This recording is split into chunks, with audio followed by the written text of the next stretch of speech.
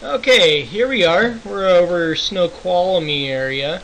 This is the training area, and we have moved up into a. Let's check our GPS verify. Alright, we're just moving out of the Class B section that we're flying under. So we'll be flying into Class C airspace. So we got plenty of clearance.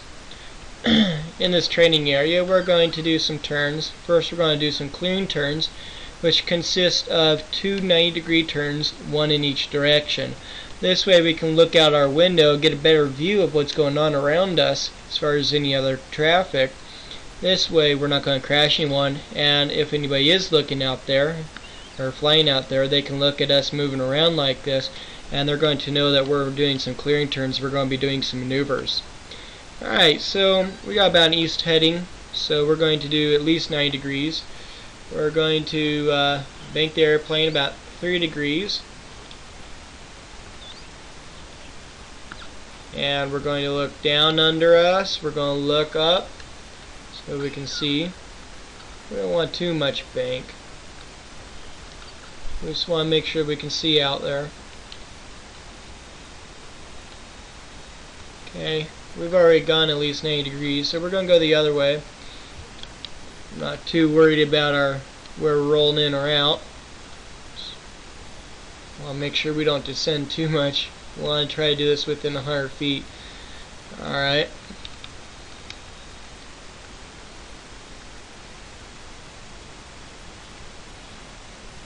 Now, we're going to call that good. We're going to roll out on east heading. Need to be able to roll out within 10 degrees. We're just going to adjust.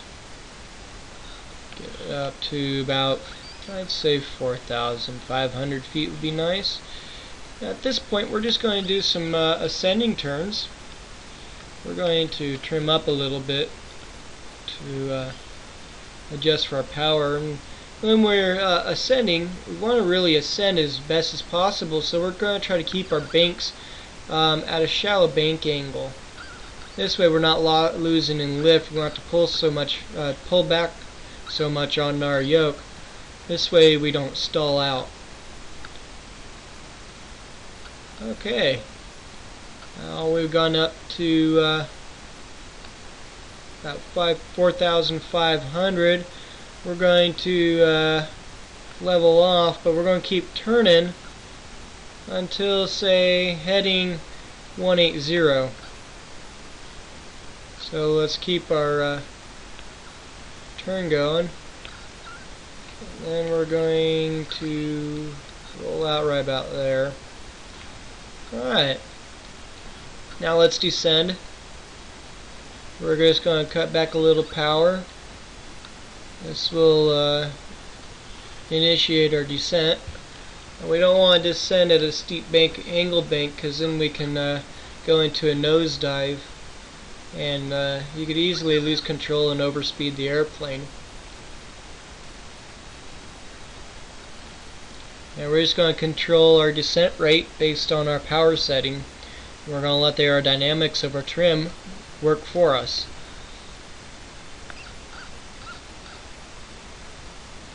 Now, we're not going to get too radical on some of the movements or our maneuvers, because this is the initiation flight and we don't want to scare you. We want you to keep coming back. So usually the initiation flight is a rather mellow flight. When you have newcomers, you don't really want to descend more than 500 feet per second. So we're going to add a little power, bring it up to 500 feet, or within 500 feet. Looks like we're getting a little bit of updraft thermal while we're at it. Okay, at this point, we're going to go over towards Lake Young's, and we're going to get ready for our next our approach. I gotta check the software, see where we are on our feed. I can only record 10 minutes at a time, so we want to make sure that I got my timer set. properly. I forgot to set it, so see 5 minutes.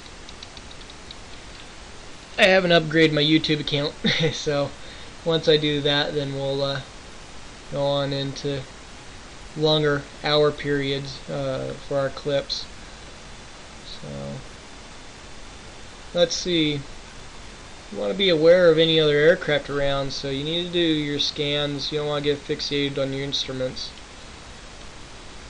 Alright, and we're going to head over towards these mountains. The one to our left here, we want to avoid that one because that's an assigned area for hang gliders. So we're going to steer to the right of that, and then we're going to go in between Cougar Mountain and the one next to Cougar Mountain, which is Cougar Mountain is the one to our right. Alright, we're going to pick up the speed a little bit.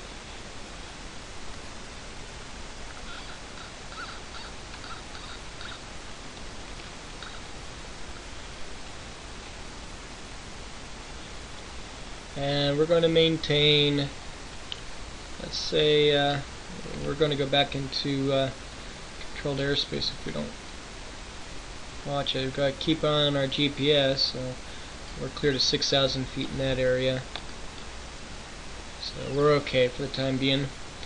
5,000 on the other one. So I'm just gonna had to do some adjustments on my yoke, so I'm still getting used to it. It was getting real sticky, so I had to clean it and re-oil it, grease it. You want to make sure that your yoke controls are well maintained and well lubricated. This way you get better reaction out of it and you don't tear up all the parts that are on the inside. These yokes average about $120 a piece. That's not including the other parts of your simulator. I have a full simulator which consists of throttle levers for your engine management, as far as air fuel mixture, your constant speed prop, your throttle for power. These are things that you gotta keep in mind. Let's check our recording here. I think we're at about 10 minutes here. We got another 2.5 minutes. Let me set it on my. There, I got a timer on my yoke.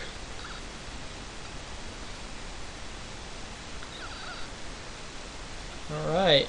Here to our left is a mountain where the hang gliders train, right here. You also get a lot of radio interference due to the microwave radio towers here, which are based for cell phones primarily. At this point we're going to start a new part for a new feed, and we're just going to hit